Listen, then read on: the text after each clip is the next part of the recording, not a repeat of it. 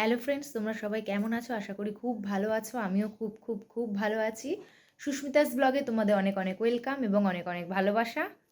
তবে হ্যাঁ, খুব ভালো আছি বলতে অবশ্যই তো একটু ভালো আছি আগে থেকে। কারণ মামুনির শরীর এখন আগে থেকে অনেকটাই সুস্থ।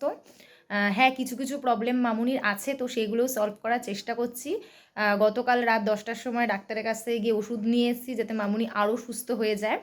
এবার অলমোস্ট সুস্থ হয়ে গেছে, কিন্তু মামুনির যেটা সবথেকে এখন মানে প্রবলেম হয়ে দাঁড়িয়েছে যে এই ঠান্ডাটা মামুনি নিতে পারছে না। এই ঠান্ডায় মামুনি হাত পা কাঁপছে, মানে বুকের সমস্যা হচ্ছে, মানে বুক কাঁপছে, যেটা হয় আর কি সেরম হচ্ছে। তো এই সমস্যাটাও যেন মামুনি আর না থাকে তারই চেষ্টা করতে যাচ্ছি আমি আর তোমাদের দাদাভাই।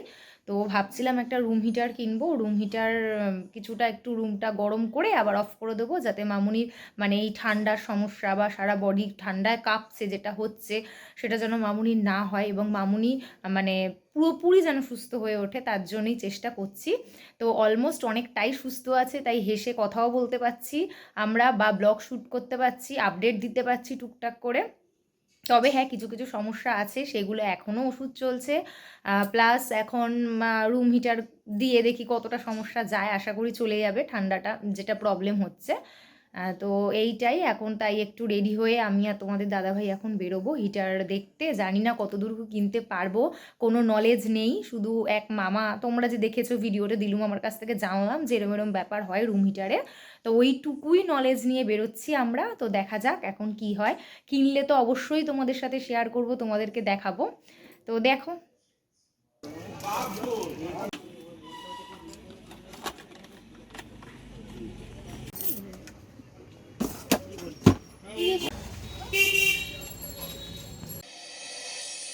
সিম্পল কাজ এখানেও তাই ম্যাডাম, হ্যাঁ এটা একটা কোম্পানি আছে, বুঝতে পারছো না? বলো কি আছে রে? বলো বলো। এইটা একটা মেশিন আছে, যে মেশিনটা তোমার ঘরটা গরম করবে, গরম রাখবে, তোমার ঠান্ডা লাগবে না। ঠিক আছে, ঠিক আছে। এটা চলবে, হ্যাঁ। এসি যেমন ঘর ঠান্ডা করে গরমের সময়, তো নিয়ে চলে এসেছি রুম হিটার। তো 4-5টা দোকান ঘুরলাম, এবার ঠিকঠাক করে পাচ্ছিলাম না। তারপরে এক দোকান থেকে তো বলেই দিল যে 16 এম্পিয়ার না হলে চলবে না, এসব অনেক গন্ডগোল হচ্ছিল।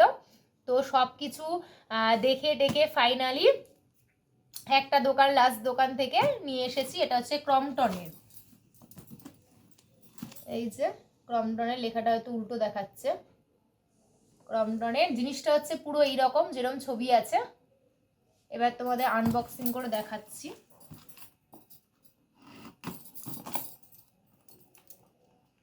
মামুনি জানতো না যে এটার মানে কিনছি বলে। তোমরা দেখলেই ভিডিওতে নিয়ে এসে মামুনিকে দেখালাম, মামুনি একটু অবাক হয়ে গেল। তারপরে মামুনি এখনো পুরোপুরি ক্লিয়ার হয়ে বুঝতে পারেনি এটা কি। যখন লাগিয়ে দেব এবং যখন আরাম পাবে আর কি ঠান্ডায়, তখন হয়তো জিনিসটা উপলব্ধি করতে পারবে কি। এখন অবধি ঠিক বুঝে উঠতে পারছে না কি। কাছি লাগবে কাটার জন্য।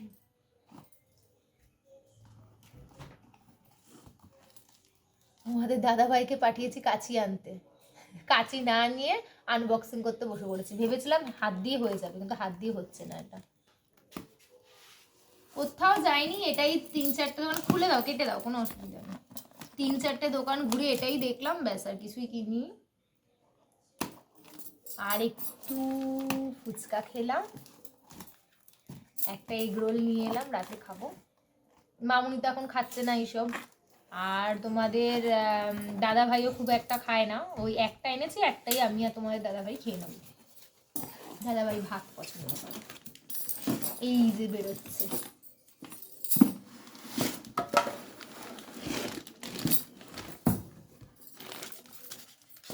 জিনিসটা হচ্ছে এইরকম।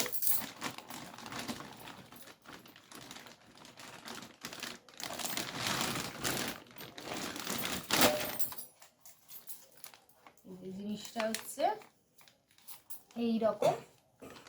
এটা হচ্ছে হিটারের না, হাওয়ার মানে পাখার সিস্টেম, হিটারের নয় এটা। এই যে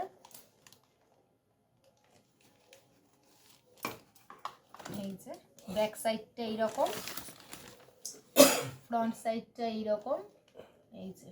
আর এখানে এই তার দিয়ে দিয়েছে এর সাথে অ্যাটাচ করা। তবে এটা মানে 16 অ্যাম্পিয়ার ছিল, এটাকে কোথায় করে দিয়েছে, কি করে দিয়েছে, ও কর্ড দিয়ে দিয়েছে, এই যে এক্সটেনশন কর্ড দিয়ে দেয়নি, কিনেছি আর কি। 16 অ্যাম্পিয়ারে এক্সটেনশন কর্ড, এটাও কিনে এনেছি, এটার সাথেই এটা চলবে, নর্মালে চলবে না।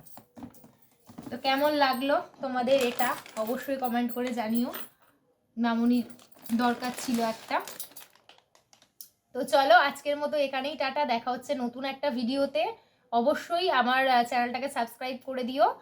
আর 10 তারিখ থেকে আমার বাপের বাড়িতে যে কালী পুজো হবে সেই ব্লগ পেতে হলে অবশ্যই সাবস্ক্রাইব করে দিও। আজকের মতো এখানেই টাটা টাটা।